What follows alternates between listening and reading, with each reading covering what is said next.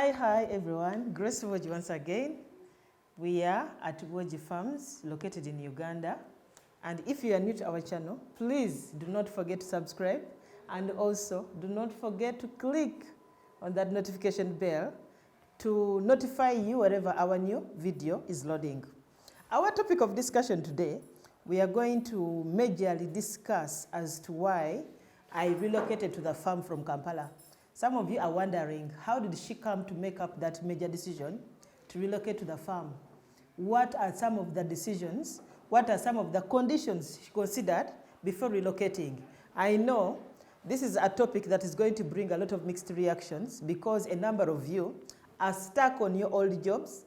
A number of you are stuck in the major towns like Kampala, and you are holding your foot. You want either to shift to the farm or stay in Kampala.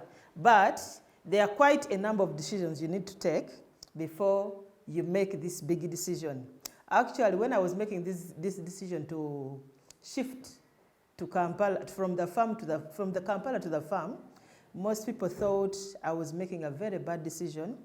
They thought I was mad. They thought I was depressed. They thought I could not even make it for 1 month. But at the back of my mind, I was already determined. So here are some of those reasons that pushed me to shift my base from Kampala, and that was after I'd resigned my jobs from Kampala to the farm. I did this major decision in 2020 after COVID had hit the whole world. There were a lot of miserable things happening all over. The economy was so bad. And what used to hurt so much when I was in Kampala, we used to apportion the amount of food I'm going to share with my family members. Basically, we would apportion the amount of matoke, the amount of portion we are going to eat per day, the beans. Basically, we didn't have a lot of food in abundance. But what is shocking, at my farm, while I was stuck in Kampala, there was lots and lots of food at the farm, which I could not access it. So I realized, why would I keep staying in Kampala? During that COVID time, we could not afford most of the foodstuffs. We were buying most of the things very expensively. And what was shocking, there was lots and lots of food at the farm rotting away. For example, matoke, we had Irish potato, we had goat's meat, we had milk, everything was there. But remember, there was a lockdown. We could not easily access the farm. But here, we are stuck in Kampala. My children were starving, and there's no way we could access. So when the president of Uganda eased the lockdown and allowed farmers to be able to move to any other places they would want to go, I immediately thought about the decision to shift there and then. Let me take you a little bit back before I shifted to go to the farm. What used to happen at the farm when I was away? In my previous videos, I usually mention that what gets done is what you have really seen with your eyes. But the things that you have not seen with your eyes, most of the workers, they ignore them and they never do them. So what used to happen, I was only a goat farmer and a matoke farmer by then. They would only sweep the goat pen when I'm about to come. So they would count the number of days I'm about to come. For example, if I'm going to come on Friday very early in the morning before I pop up at the farm, they would sweep the goat pen. And I always wondered, why are my babies dying? I later got to know that they only swept the goat houses when I'm about to pop up at the farm. So if I spent 2 weeks without being at the farm, it means the goat houses would not be swept. And also some other thing, every time you're not present on your farms, a lot of thefts happen. They take you for granted. Actually, a worker will come and tell you, Madam, goat A died, or goat A gave birth and 2 babies died away. Or Madam, goat A, it got lost in the fields, but in actual sense, it did not get lost in the fields. Actually, when you are present on the farm, some of these lies, you do away with them because you are physically present to do the nitty-gritty of checking the truth in this kind of statements when they give them on your farms. Something else I also used to realize, it was quite expensive to run a farm remotely on a telephone. That is called telephone farming. It was quite expensive, that I used to invest in a lot of data. I used to invest in a lot of, for example, drugs, pesticides, herbicides, everything. For example, if they had to spray an acre of crops with maybe 5 bottles of pesticides, you would end up spending money for 10 bottles.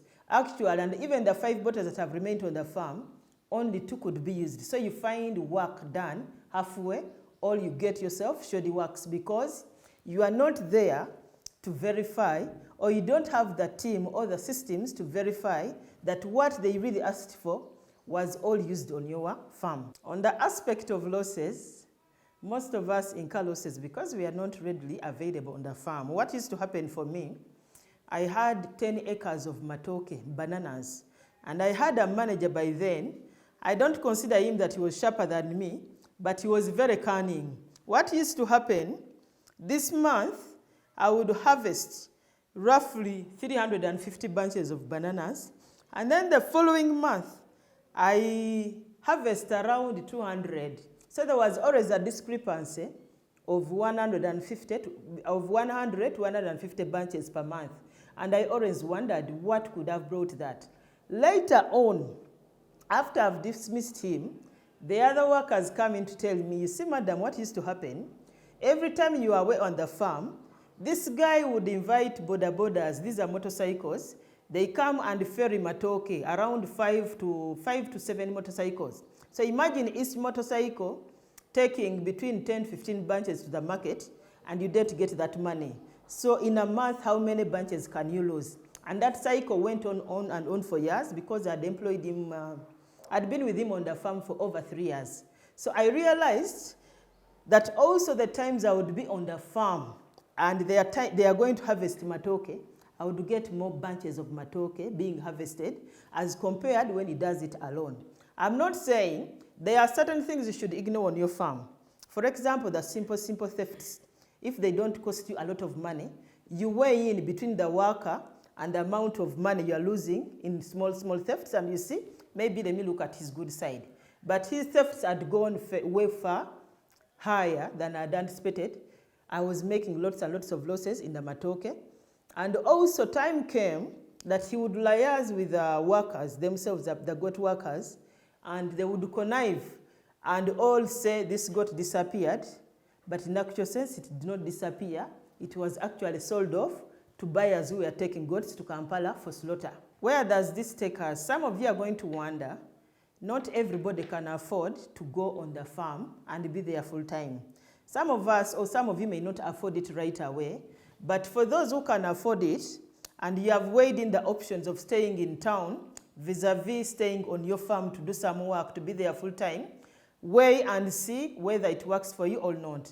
But remember still, there are those who are not readily available to come on the farm. So one of the things you should consider, make sure you invest in a very good team, a team which has a supervisor that is going to look out for all the anomalies that are happening on the farm. Invest in a supervisor who is going to give you the nitty-gritty of what is happening at the farm without fear and favor. And also, when you invest in this team, ensure that you meet with them occasionally and you talk to them. But also, there are those who may not have, like currently, labor is not readily available for all of us, or the readily available labor, some of these guys are not, they don't give what they tell us to give, they promise to give us when we take them to our farms. So some of us have opted to invest in cameras on our farms. These are our eyes where we are not. If you don't have a good system, like if you don't have a good team at the farm, the best other option for you would be to invest in a camera at the farm.